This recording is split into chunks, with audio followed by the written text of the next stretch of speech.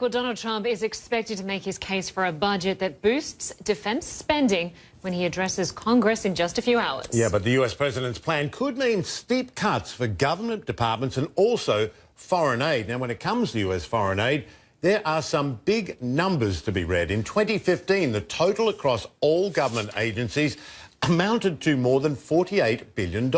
That was 1.3% of the federal budget that year, or less than a third of 1% of the US GDP. Well, here are the 5 recipients of US aid in 2015. According to the Congressional Research Service, Afghanistan and Israel received by far the largest amounts. Iraq, Egypt and Jordan also receiving more than $1 billion each. Well, joining us now from Washington to discuss all of this is CNN political analyst Josh Rogan. He's also a columnist for the Washington Post. As always, good to have you with us, Josh. Great to be with you.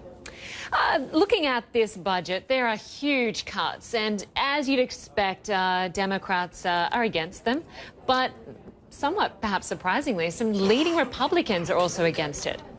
Well, yeah, that's right. We should see this budget proposal by the Trump White House as an opening salvo in what will be a months-long battle between first the White House and the agencies and then the administration and Congress. And what Democrats and Republicans are both objecting to is what has been reported to be a 37% proposed cut in the budgets for the State Department and foreign assistance. That would be mandate, if implemented, a drastic cutting back of programs all over the world, U.S. missions in countries on every continent, and really a real sort of reorientation of American foreign policy towards more military-heavy approaches and away from diplomacy and development. And Josh, I mean, when you look at that, there's a State Department aid right there now, foreign aid. The thing is, we were discussing this last hour too, foreign aid is not because we love giving money to other people necessarily. It's an investment in security, is it not? And what would scaling it back be? It is not, in a budgetary sense, a whole lot of money. Right, and what's interesting is that generals, especially Defense Secretary Jim Mattis, have been some of the most strong proponents of foreign assistance because it does what the military can't do, which is to help build stable and prosperous societies to avoid conflicts that we would have to go in and clean up with military power. And if you looked at that list that you just showed, Afghanistan, Jordan, Egypt, these are countries that are really struggling, you know, and a withdrawal of foreign aid at this point could really have a destabilizing effect. And I think what Congress and what a lot of people inside the administration are going to argue, perhaps successfully, is that the money spent on foreign aid is really a savings, more of an insurance policy against crises that could unfold if we aren't involved in those countries. And what's more, it's such a small part of the budget that if you're looking for huge defense increases, this isn't really a viable way of paying for them.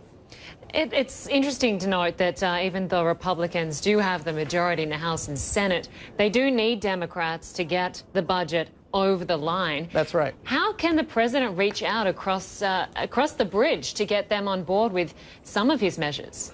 Well, what surprised me, actually, is that the administration so far hasn't done much reaching out at all. Even Senate Majority Leader Mitch McConnell said today that the State Department budget cuts proposed by the White House won't have the votes to pass. Now, what we can say is that there's going to be a negotiation, and perhaps the administration and Congress will meet somewhere in the middle. But there's a broad feeling in Congress that the administration has not consulted them, doesn't have respect for their power of the purse, and that's going to have to change if they want these negotiations to go in their favor as this budget process unfolds. I'm interested in your thoughts on the broader philosophical point of this, that Sure. you know, cuts to the State Department, which a lot of people just say would be insanity in terms of you know, investment in security and foreign aid and other things as well. What does it say about the direction of this administration? It's not being done by accident, one imagines. There's a feel that there's an inward turningness to this government, a detachment from the world. And what are the risks of that?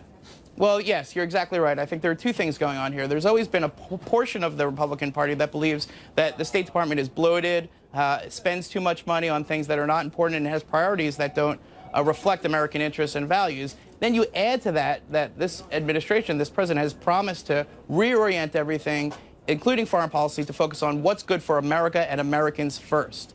So no longer will the United States, under Trump's vision, advocate for other people around the world for their own sake, only if there's a benefit for U.S. jobs or U.S. persons or U.S. economy.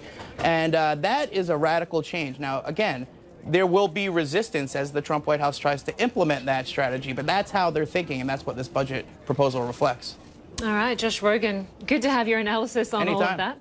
Thanks so much. Yeah, great piece today too. Check it out.